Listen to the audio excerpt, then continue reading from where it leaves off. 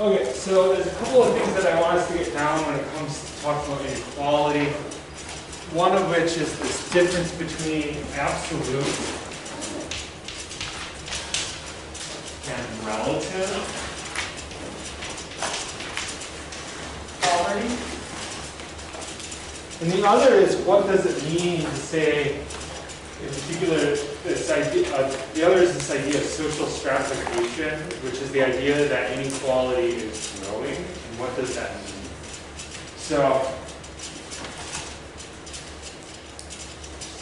this came from the New York Times. It's a lot prettier than the graphs that are like actually like World Health or something like that, that measure how inequality is growing, how we are becoming more socially stratified. Are people familiar with this idea? I think this has more popular currency than when I used to teach it 10 years ago. So, can people see that graph okay? Cool. So tell me what you see in looking at that. Tell me what you see. Two things. Top 1.01% has gotten a lot more money since we last checked. And another thing is that aside from that, everybody seems to be on top of this. Yeah. Yeah, so what we're getting is some growth with the top 1%, right? Which you hear that phrase a lot, like the 1%er, right? Like, it's kind of after, do you guys remember the Occupy movement? The guys who wore like the Guy Fawkes masks, and now you guys are still too young for that now. Okay, so there was a whole movement where there was essentially people who occupied public space for a while. It's called the Occupy movement, and they wore masks. And they just would like camp out and live in like privately owned spaces in New York City and stuff as like in protest. Particularly inequality was one of their big things. But anyways, so the idea, so you do get some stratification, some growth at the 1 percentile, but it's at the 0.01 that you get an incredible amount of growth. What else do we notice about the graph?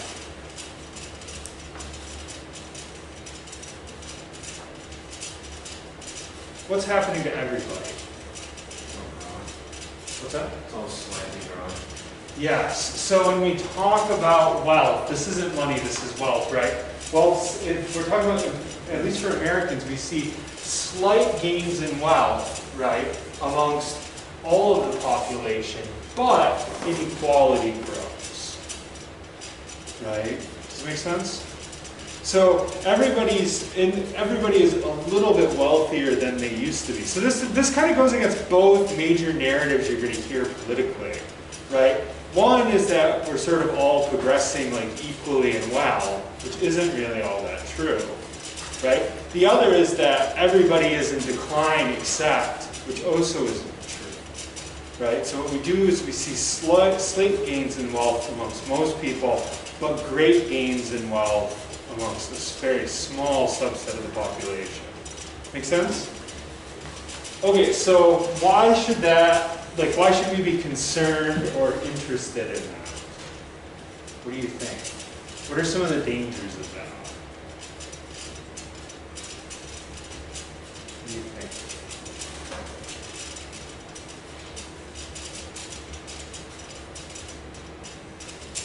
Having such a small group of people gain so much financial power. What might be dangerous about that? I guess I just think to have just a small amount of people have such a big influence on a number of things, since it's such a small number of people. Yeah. They probably don't have a wide variety, so it's very telescoped, I guess. Yeah, so you have people often making decisions that are more homogeneous than in the past. What else? What does that mean for most people in terms of their power to enact sort of like change at an economic and political level? It goes up. Yeah, their ability to enact change goes up. Well, ours has a tendency to go down. So a lot of times, part of the reason people are very concerned about social stratification as a trend is it also means that, and actually it's similar in Europe and the United States as well, what you're actually getting is you're getting kind of like the decline of democracy in the United States as people become more powerful. So that's one of the major concerns. Okay, so that's one thought that you should keep in mind. Also, like, this didn't start in the 80s, this is just where this graph ends. In a lot of ways, we've actually seen inequality growing at least since the 19th century. So this is not just a sudden movement, but slowly inequality has grown over time. There's some sign that, like, right now, particularly since the 1980s, we've seen sort of exponential growth in inequality compared to other periods, but the growth in inequality is actually, or the process of social stratification is much older. Nobody really knows particularly how old it dates back to, because eventually you get to the point where it's hard to, like, measure that. But at least since the 19th century. Okay, so there's that. Okay, has anyone ever heard the difference between, have anyone ever heard these terms absolute and relative poverty? Absolute poverty is poverty that is life-threatening.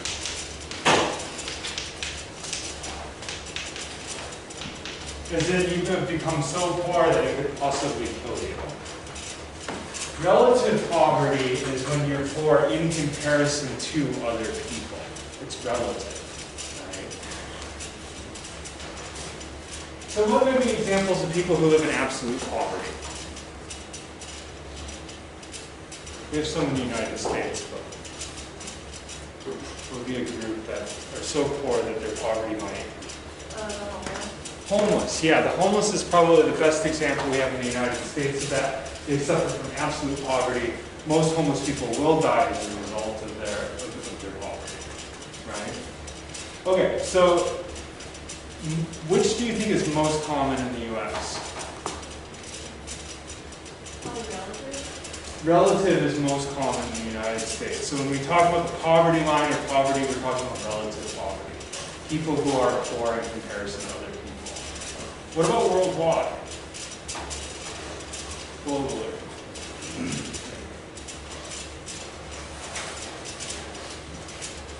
Absolute poverty is far more common in other places in the world. We'll get into why next week when we talk about global. But that's an important distinction. So why do we care, if it's not life-threatening, why do we care about relative poverty?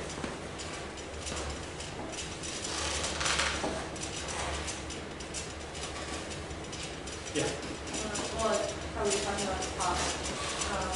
People, if like money gives more power and more influence on the society now.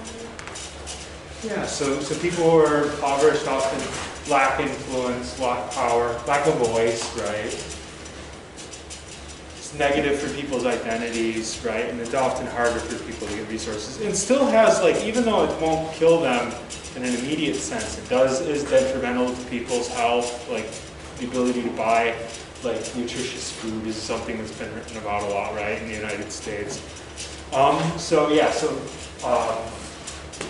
relative poverty is still very much so an issue. It's just not the same kind of issue.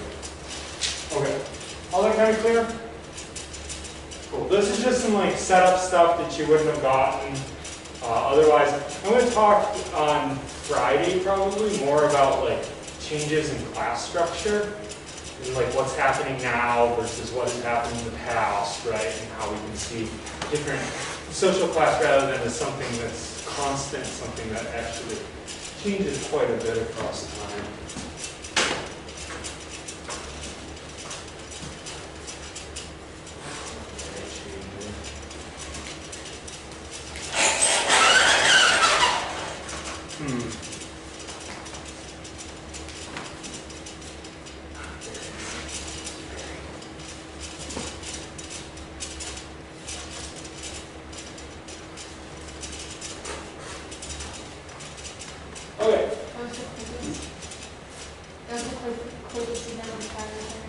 Yeah, I know, I got lucky.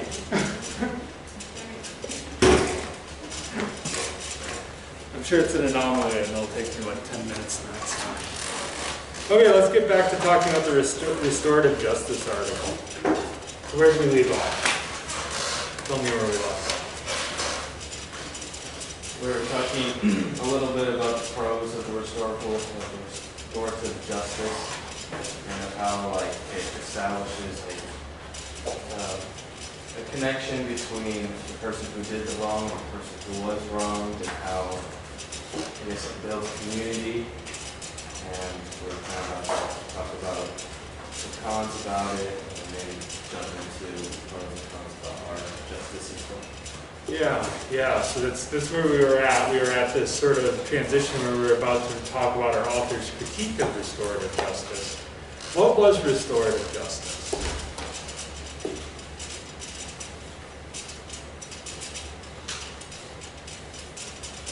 It was like a lesser form of punishment, like replace like prisons for like lesser offenses. Yeah, so basically, when you commit a crime, you don't go straight to prison. It's like a community thing, something like that. I don't know. I like what she said, it's like a way to get them back in the community. So like, don't they go and sit in like a courtroom and then see if they, like the level of punishment or? So it's like they do like a community meeting to decide what happens, right, as opposed to going to court, yeah. Because of that, it integrates them back into the community is the idea. So, did anybody catch what our author's criticism of this was? Yeah. Wasn't it that we're very victim-centric now, as opposed to compromising would prevent the criminal from doing one thing, it's like getting revenge for the victim instead. I think that like part of that is like that's the language of it, but I think that that's usually seen as a positive, right? Is that it actually like, because one of the things that we talk a lot about, that gets talked a lot about in criminology is that the criminal justice system doesn't really help victims, doesn't help them to recover from it, it doesn't really give much to the victims, where this system kind of replaces like being punished by the state with being punished by victims. Anyone else want to venture out?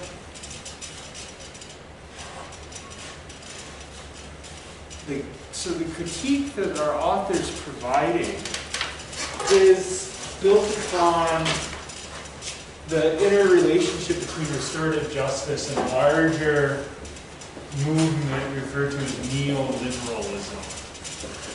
Have you ever heard of neoliberalism before? So does anybody know what, you guys might have heard this rhetoric about private, has anyone ever heard the term privatization?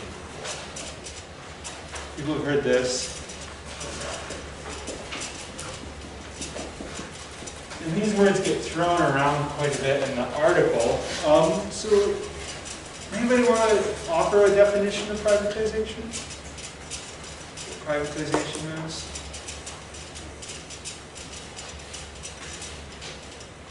What happens in privatization?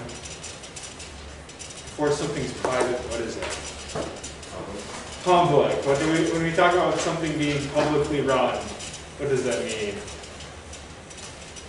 Talked about a lot. Pay through with taxes, usually. Yeah. So neoliberalism was a movement that started in the 1980s, and the idea is that things would be more efficient if private companies took over what was usually done publicly, as in done by the government.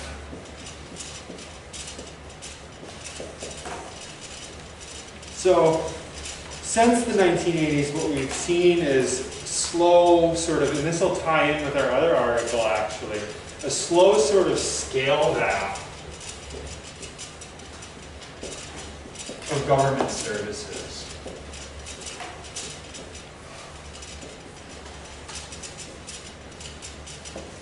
So what we've seen is since the 1980s, the government does less and less.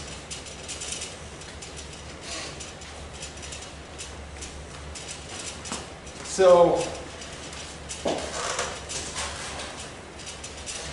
and a lot of times, so like, the author doesn't get into the negatives of neoliberalism per se. It assumes that you are probably aware of them and already agree with them.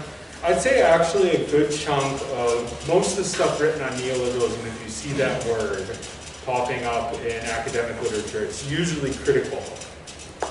And there's a few reasons why. So what might be a downside to things being, and I don't mean, this is a very politically charged topic, so I'm not trying to be political, I'm just making sure we understand like where the author's coming from. What might be a downside to making things that was once run by the government ran by companies? The focus has shifted more to making a profit than like actually providing a service. Yeah, so the shift is it shifts from making profit to providing a service, which sometimes means that the service being provided is worse. What else might be a problem?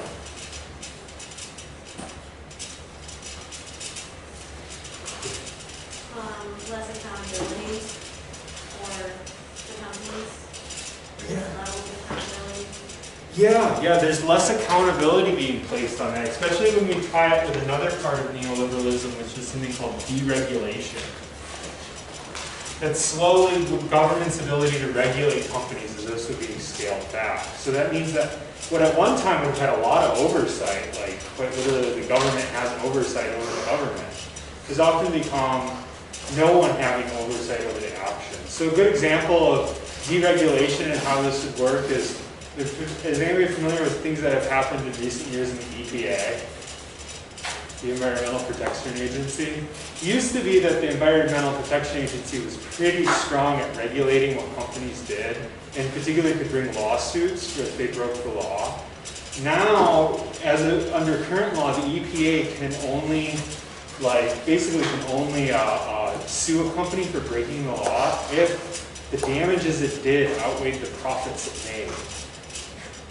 So that means that quite literally, if you make enough money at it, you can dump chemicals into people's water, you can even kill people, and it's okay, as long as you made enough profit that it compensated for. This was something that happened just a few years ago. It's a great example of deregulation, because it's like, all of a sudden we have something that, at one time, especially if you think about something like energy, the energy sector, right? As in things like coal plants, nuclear waste, et cetera, nuclear companies, et cetera, et cetera. Does anybody know who used to run the power companies in the United States? Give you a clue. It's pretty obvious if you're looking at it, if you know what we're talking about. Who used to run the power companies in the United States? The government. It was a mixed private-public merger. So the government actually had a lot of, right? And then we deregulated it. Now power is owned by third parties. The government doesn't even regulate that anymore, really. Make sense? You guys kind of see this? So there's these shifts of taking things that are public and turning them into something private. This is going to definitely pop up again in international stuff. Neoliberalism is even worse if we're talking globally as opposed to nationally. At least the ramifications of it are worse. Okay. So, how could you see that, this idea, so what do you think might be the relationship between this idea and what we were talking about with restorative justice? Why is our author drawing this link? This can just be guesswork.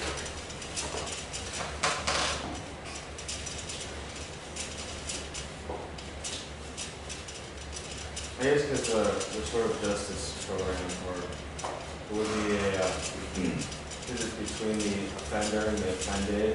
So it's a very private, not super public. Therefore, it is this neo-libertarianism type of ordeal where the government isn't really involved, and it's more of a private, each one-on-one.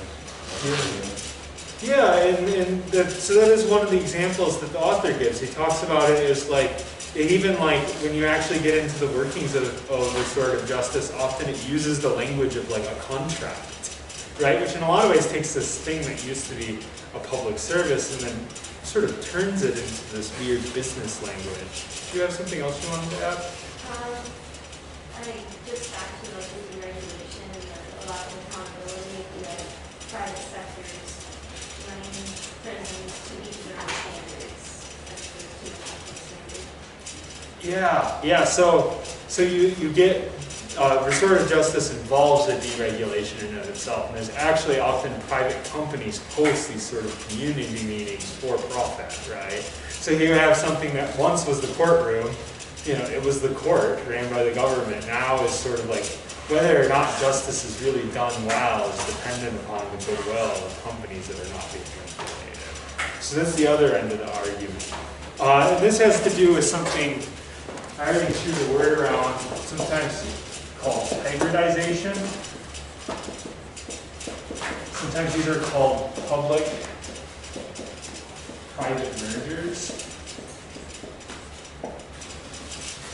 So in some ways like neoliberalism starts out in the 80s and it's simply privatizing it. But now we've gotten into a different zone where things have become almost these weird public-private entities, where like companies become intertwined with the government in a lot more like invasive way into one another. Everyone following me so far? Okay, a good example of that would not only be restorative justice, but I had said that there's actually kind of a relationship to the critique provided here of what happens in this country. Does anybody know of ways in which our own penal system is essentially hybridized? Anybody think of this? In what way do we see neoliberalism in our own prison systems? I think somebody even alluded to this last class.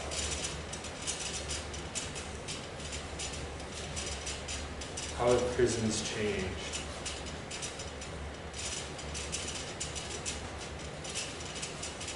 So you had this whole wave in the late 90s of private prisons, right? That would be an example of the exact same phenomenon in the United States rather than that, right? So privately owned prisons that are done for profit. Did anybody hear about what happened with private prisons often? They didn't hold themselves to as high as standards. The death rate of people incarcerated in them was significantly higher. They often didn't provide food regularly for prisoners. They maybe got one meal a day. Otherwise, they had to pay for everything via something called commissary, where they have to buy their own food, which basically meant that they didn't have food unless they could have money coming in from somebody else outside. Things like that. So in essence, like you could say that much like what you see in England, it also happened here, but in a different way. Right? Does that make sense? Another good example of hybridization is the military. Is anybody aware of like in the Iraq and Afghan wars, there was something really different about the military that we sent in? As a general rule throughout history, who do soldiers work for in the military? I know this sounds like a really funny. The president? What's that? The president? Yeah, the president, the commander-in-chief, down through the Department of Defense, right? So they're part of the executive branch of the government, right? Does anybody know how this shifted during recent wars? A good chunk of our troops were actually mercenary soldiers, working for third parties, who were employed by the government. So the government paid third-party missionaries to serve as the military. They call these military, and then also like there's all these things with military contractors, ways in which different companies are embedded within the military to supply it. Point is that would be a good example of the same sort of phenomenon. Okay, does all that make sense? So you're going to see probably more things about liberalism and privatization pop up because it's something that sociologists talk about a lot. So it'll probably hit in other articles as well. Okay, any last questions about restorative justice before we move on to talking about the other articles? Okay, cool. So let's let's go ahead and talk about this article. The one I want to cover today is the decline of cash assistance and the well-being of poor households with children.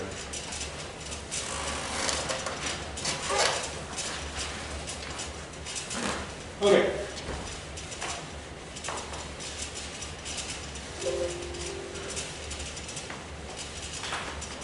So, are people familiar with the term welfare? Yes. Yes, okay. What's welfare?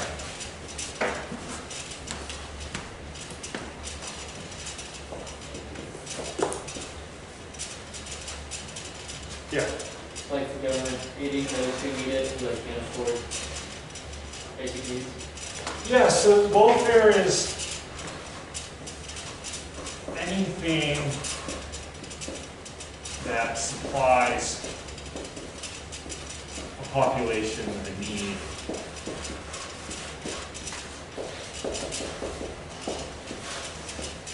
What may be included in that? Because when you hear about like the cost of welfare, we should be pretty specific about what these include. Yeah. Money, food stamps.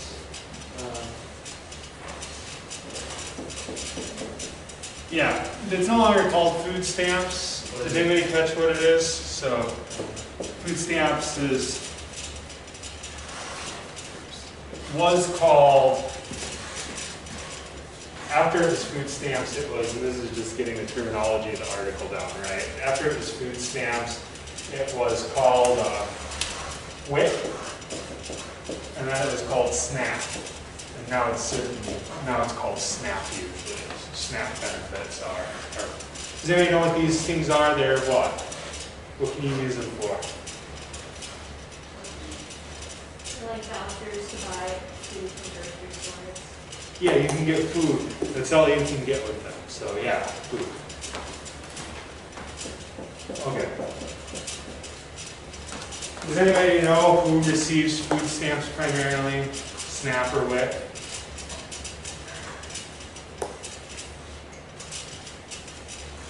It's usually women and children. Women and children receive these. There are some other populations that do, but it's predominantly women and children receive SNAP. Okay, what else might be included in welfare? Housing. Housing, yep.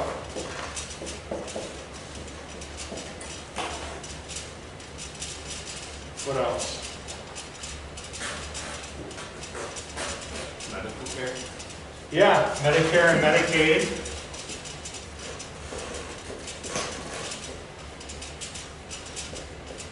Does anybody know the difference between Medicare and Medicaid? Isn't Medicaid like for older people and Medicare is like for younger? Yep, and so that's included. So when you hear people talk about welfare, taking care of the elderly is also included in welfare. Disability is included in welfare cost. Right? So does anybody know who doesn't generally receive welfare? What subset of our population?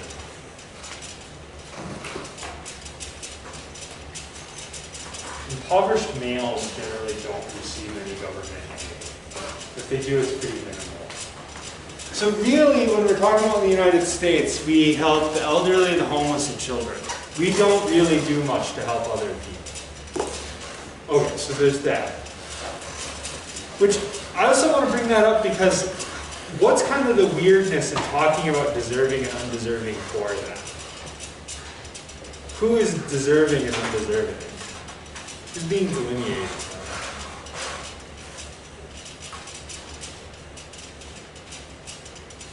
Generally, we're talking about applying that term to people under the age of 18. Right? So there's something kind of weird about that, right? On the basis of whether your parents, how much your parents worth, you're going to be deemed as deserving or undeserving as a child, which I think is kind of strange when you start thinking about it that way. Anyways, we'll get into those distinctions. So the point being is that predominantly we help And this is particularly about the change in aid policy for women with children over time. So, did anybody catch it in the article what happens in the 1990s, which I've kind of already alluded to? There's a major shift that happens. This is what the article mostly revolves around. And this is to some degree what we're in today in terms of today. Yeah. I think it said that poor working families suddenly getting a lot more aid, but some of the poor people were less. Yes. So that's people who are further down in poverty receive less money from the government, but those at the very edge of the poverty line or even above it receive more. So that is, and this is that distinction between deserving and undeserving, which is the language of the law itself. So who's the deserving poor? According to the rhetoric started in welfare reform. Just unemployed. Yeah, people who are employed full time.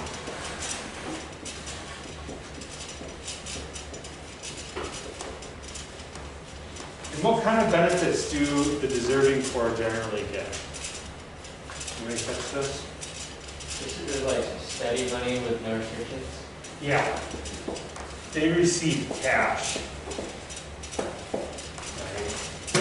In the form of cash. So they literally receive money, unrestricted money, right, from the government.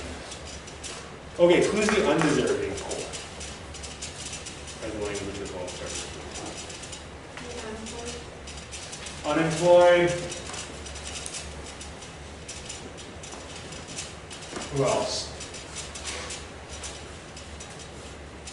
Is it like single men? No, I think single men would be. I think they're just outside of the system for the most part. Sometimes men with children aren't even included, so it depends on the state. Sometimes men can't receive benefits under SNAP or WIC. Anyone who's underemployed, right? So if you're unemployed or underemployed, if you don't have enough work, even if you work full time but make money right at minimum wage, you would be, all of that would be considered a form of undeserving poor. What does that mean if deserving people who are being defined as deserving poor get more money and people who are defined as undeserving poor get less? What does that mean? Who's more likely to get money? People who are that. Yes. So within our welfare system currently, the more money you have, the more likely you are to get money. Does anybody see an irony to that? Yeah. Same thing works with housing. So with Section 8 housing, the article doesn't talk about this, but with Section 8 housing, the same thing applies. Yeah, in a lot of states, you have to prove that you have enough money to get an apartment without getting subsidized housing to actually get subsidized housing, right? So that means that quite literally, like, you have to earn over, I think it's like over $20,000 a year to actually get government housing. So as a general rule, we altered welfare programs to make it so that those who need it the most are the least likely to get it. Make sense? Why do you think that is? Because people are very protective about their taxpayers' money, so they feel better about getting people who working harder or who deserve more as a single mom or even if they have something. What else? Not to put too fine a point on it, but generally speaking in the United States, we hate poor people and blame them for being poor. Right? So that's kind of what it is. So we structure specifically our aid programs so that people who are poor can't get aid. Okay, so there's that. So that's kind of the argument being made here, that there's this weird thing going on. So the question is how did we get to this system?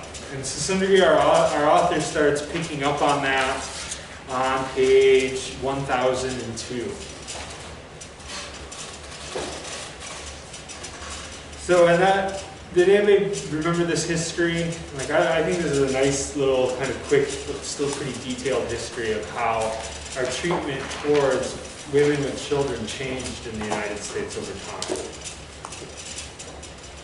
Oh, there's one more distinction we got to cover. So I talked about cash. I didn't talk about, the author talks a lot about in kind. That you receive benefits in kind. So people who are undeserving cannot get money from the government, but they sometimes can get assistance in kind. Anybody pick up on what in kind means?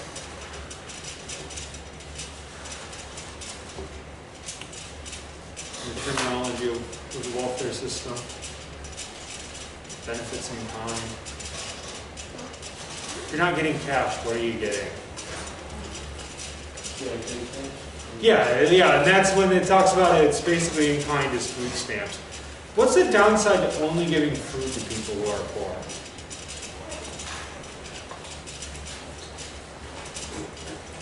So, talked before about, I think in this class actually, about having friends, acquaintances that were homeless in Richmond, Virginia.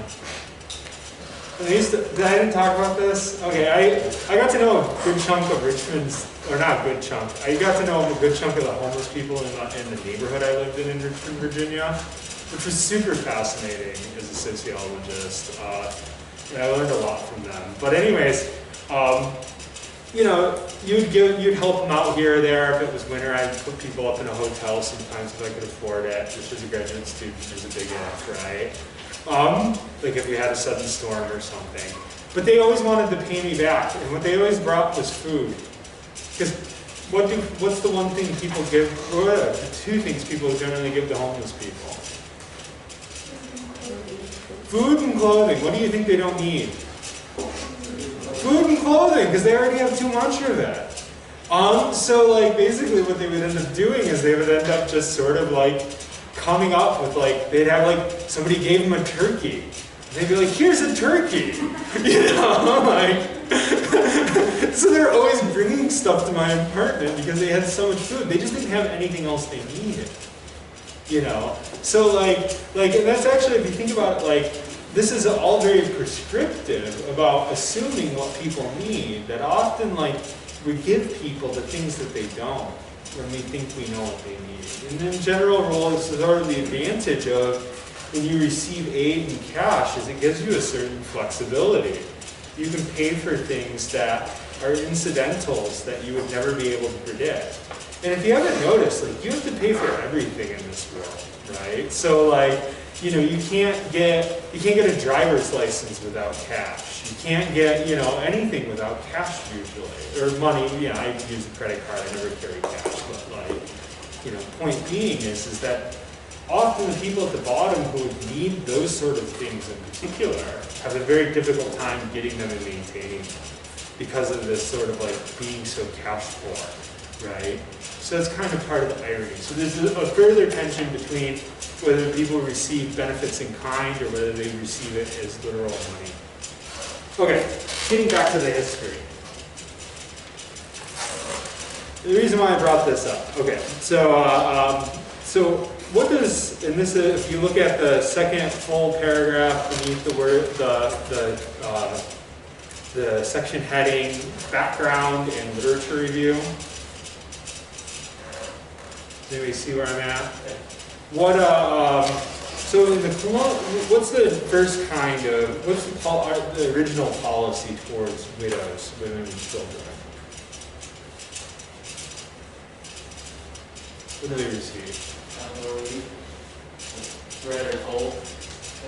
Yeah, they receive, and so that essentially they receive a sort of form of income, right? They can receive bread or coal, but not both. So they don't really do much to take care of widows early on in the colonial period, right? significance of this. What can't women do early on in this history? You get a job. They can't work. Anybody know what else they can't do? Own property. Women don't gain the right to own property until we get pretty close to the 20th century in the United States. So we're talking about, that's sort of the system. So what replaces this in the 19th century, in the 1800s? What's their policy? What does the government do to families that are impoverished?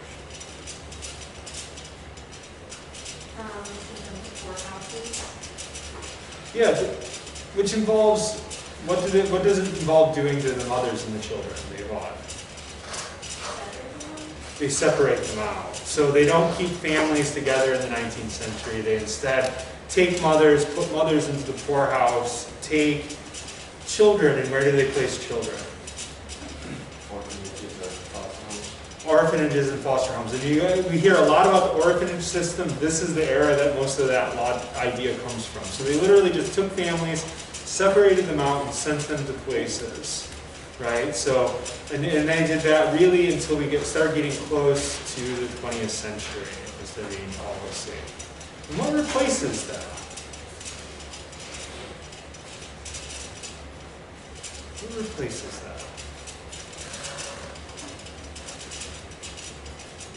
There's a variety of similar laws that change this in detailed difference.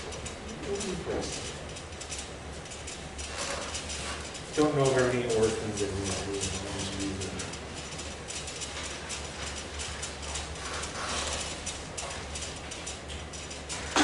Yeah. Pension or wage. They were allowed to advocate for pension or wage. For what? Pension or wage. Yeah, so what does that mean? What does the government start doing for mothers? Giving them benefits. And why does the government give benefits to women? It's because it values women staying at home with the children. So initially, and so this is in response to the orphanage system, where it's sort of like, well, really people should be raised by their parents. Right? Like, we shouldn't assume that state intervention stealing kids from their mothers is a really good idea. That people turn out better if they're raised by their parents. So rather than having women essentially, and at this point there's not a lot of women in the workforce still, right? Basically the government provides for those women, and that's the history of our welfare system in the United States. It provides for women so that they can afford to actually take care of their children, stay home with them, right? The sort of valuing of this early 20th century model of a stay-at-home mother, right? That's what happened. Okay, so how did women's roles change in the 1960s and 70s? You all know this.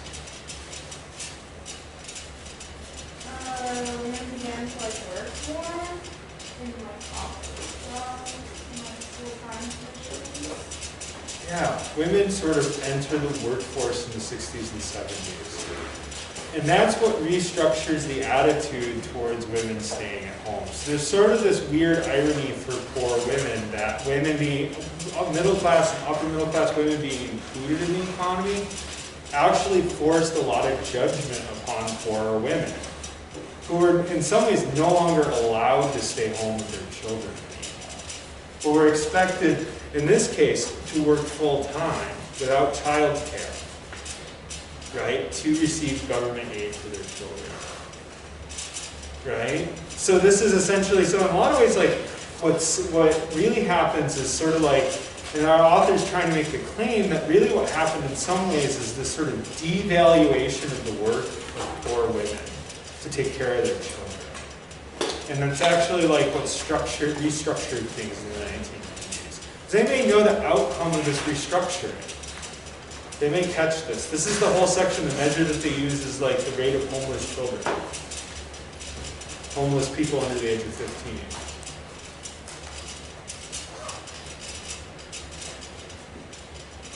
essentially what we get is the well-being of the children being raised in the welfare system greatly declines over the last 20 years. Right, to the point where an increasing chunk of them end up homeless before the age of 15. What happens when you end up homeless before the age of 15? What don't you generally get? What's that? You end up homeless, what don't you get? What do you think you wouldn't have gotten when if you were homeless living on the street at 15? Yeah, generally you don't get a high school diploma. So what happens to people who don't get high school diplomas? If they can get menial jobs even. Yeah, usually they end up back in poverty again, right? So in this way what we see is, the point is like, the way in which children are treated creates a sort of cyclical poverty in the United States. It's getting greater at the bottom, right? So that's the idea. Okay, great. Have a good week. And I'll see you Wednesday, and we will talk about the other article. Oh, one last thing. I had made a mistake when I posted the lit review originally. Have people started on this? You only need 5 to 10 articles. You don't need 10 to 15. I accidentally posted the upper division one, not the lower. So, just to let you know. So 5 to 10. It's 5 to 10, not 10 to 15. I think it about a minute late for some of the emergency. I got you. I saw you do it. So.